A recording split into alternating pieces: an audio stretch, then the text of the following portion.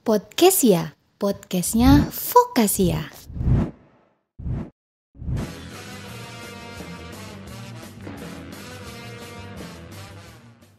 Halo Sobat Vokasia, kembali lagi di podcastnya Vokasia. Ya, kali ini aku nggak sendiri ya guys, aku ditemenin sama rekan aku, Zian. Ya, dia terkenal itu Zian. Nama sosmednya semua Kakanda Zian. Nggak tahu apaan itu Kakanda ya. Oke.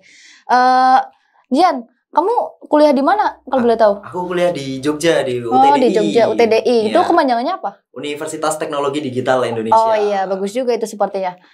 Untuk jurusannya jurusan apa? Sistem informasi. Sistem informasi. Oke, semesternya? Semester akhir, semester 6. Oke, udah mulai pusing-pusing gitu ya mikir skripsi. Oh iya, gitu oke. kan.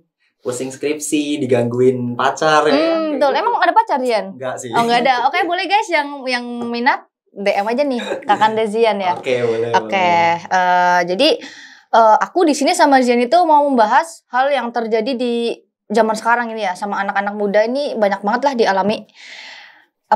Tentang gaya elit, ekonomi sulit nih, yang jangan sampai terjerat pinjol. Jadi kalian jangan sampai ya guys terjerat pinjol, cuman buat gaya-gayaan doang gitulah, jangan sampai. Oke, untuk Zian nih. Ya, gimana? Menurut kamu apa sih itu pinjaman online atau pinjol? Oke, jadi menurut aku ya pinjol itu semacam kayak aplikasi yang mana kita tuh bisa minjem uang atau kita membeli sebuah barang terus kita ntar bayarnya bulan depan atau 3 bulan lagi kayak gitu sih biasanya pinjol tuh. Atau kita minjem uang terus kita pakai uangnya ntar kita bayar bulan depan tapi berbunga-bunga kayak gitu. Ya sama kayak kita pinjam ke bank kayak gitu sih pinjol. Iya sih, kayak kredit gitu berarti ya? Iya betul. Itu tapi kalau kredit kan barang, kalau pinjol itu uang gitu ya, uang. Oke. Ya. Emang kalau pinjol gitu syaratnya apa aja sih? Wah kalau syaratnya jangan dong. Nanti teman-teman semua pada ikutan. Oh iya benar juga. Jangan ya guys, jangan ditiru guys. Jangan sampai. Oke. Terus mengapa sih Zian tertarik buat pinjol dan kenapa itu bisa terjadi? Ya sesuai dengan judul ya, gaya elit. Iya betul. Dia banyak gaya guys ternyata. Jadi gini teman-teman ya, kesalahan aku pada waktu semester awal-awal di kampus ya namanya anak kos ya kak. Iya betul. Jadi ketika udah dikasih uang sama orang tua itu, uangnya itu aku pakai buat hal lain. Oh ya, ini jadi nih. Nggak bisa Bener. tahu cash flow-nya kan. Akhirnya terus belum akhir bulan uangnya habis. Gimana cara cari duit yang cepet ya kan? Harusnya kan aku nggak ngambil langkah itu, tapi karena kepepet ya kan, ya udah mau nggak mau seperti itu dan pada akhirnya terjadilah gagal bayar dan lain sebagainya kayak gitu. Emang sih kadang itu kalau anak kos itu pasti butuh banget kan, jadi tapi jangan gitu juga kalau misal dikasih uang buat bayar SPP, bayar buat SPP, jangan buat gaya-gaya, jangan guys. Ya betul. Bayar kos jangan nunggak. Iya betul, oke. Terus reaksi pertama Zian nih saat terjerat pinjol atau telat bayar gitu gimana? Kalau reaksi pertama ya telat bayar pastinya kalau ketika kita pinjol nih pasti kita mikirnya tanggal sekian aku udah punya duit.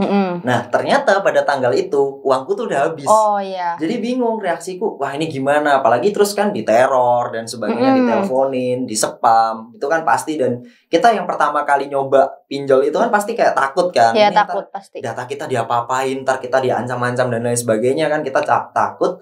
Akhirnya gali lubang. Jadi kayak kita nyari pinjol yang lain buat nutup pinjol yang ini. Oh. Nah itu yang nyebabin terus-menerus alurnya seperti itu, gitu sih. Jadi gali lubang tutup lubang itu, misal kamu pinjol satu, terus karena nggak bisa bayar, kamu pinjol lagi buat membayar pinjol yang satunya gitu. Kayak gitu. Iya. Jadi beda-beda platform. Jadi makin menumpuk gitu ya. Iya betul. Tidak menyelesaikan masalah dengan efisien sih, gitu. Terus juga setelah Zian nih terjerat pinjol, telat bayar pinjol itu, kehidupan Zian gimana? Saat itu ya kehidupanku tuh gimana ya, kita misal biasanya punya uang nih harusnya buat jatah makan ya, mau nggak mau kita buat bayar entah itu bunganya atau pokoknya ya pinjaman kita. Terus kadang kita juga kalau misal belum bisa bayar kita diteror, di spam itu kan kita juga nggak bisa tidur. Iya nggak tenang gitu ya. Nggak tenang. Apalagi waktu kuliah tuh lagi ujian, otak kita udah kemana-mana mikirin gimana nih cara biar bisa ngelunasin dan sebagainya. Jadi bener-bener nggak fokus, sampai pernah nilaiku tuh turun kak gara-gara itu. Gara-gara pinjol? Iya gara-gara itu, karena kepikiran sih. Iya betul. Gitu.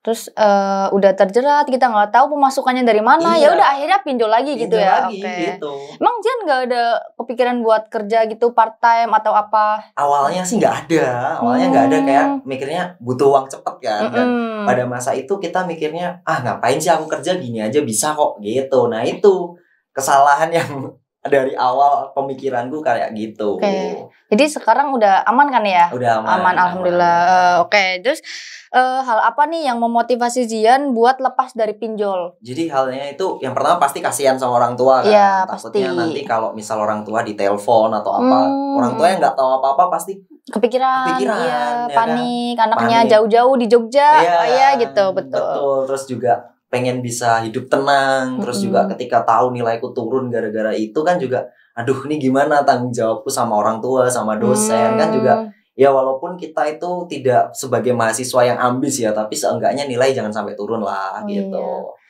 Tapi aku pernah dengar nih, Zian itu pernah jadi asdos ya? Iya pernah. Wah keren, itu kan dapat pemasukan juga kalau dari asdos nggak? Dapat pemasukan, tapi Iya. kan di akhir semester kan biasanya, jadi bukan per bulan. Nah itu, jadi hal yang memotivasi aku buat bisa bayar tuh ketika udah dapat pemasukan dari asdos. Terus aku juga nyoba-nyoba freelance ya buat ngelunasin itu semua gitu. Selain itu gimana nih Zian cara lepas dari pinjol? Kan pasti kan ada kayak kecanduan gak sih? Iya. Iya pasti. Kecanduan pasti. Itu aku selama berapa ya? 1,5 tahun lah kecanduan pinjol kayak gitu.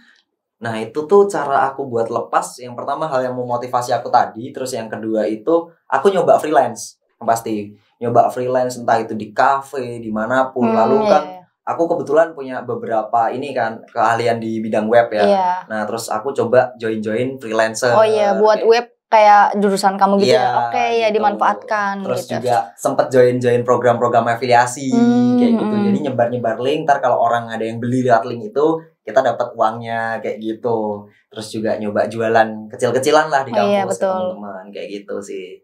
Iya tuh bener, kalau di kampus itu kan anak kos pasti jarang sarapan kan. Iya. Itu peluang besar buat kita jualan sarapan gitu tau. Iya betul. Nah itu yang memotivasi aku biar bisa lepas intinya. Oke, setelah lepas dari pinjol nih, perasaan Jian kayak gimana? Kan waktu tadi aku nanya kan perasaan saat terjerat pinjol. Nah sekarang perasaan setelah lepas dari pinjol, apa plong gitu kan pasti? Ya, pasti plong lah ya. Plong terus lah. juga kita udah nggak kepikiran ngapa-ngapain gitu. Kita udah tidur tuh enak gitu loh. Terus juga handphone kita tuh udah nggak berdering setiap hari. Betul. SMS setiap hari kan capek ya gitu. Terus juga kita tuh di kampus bisa fokus buat kuliah, buat belajar. Kayak gitu sih.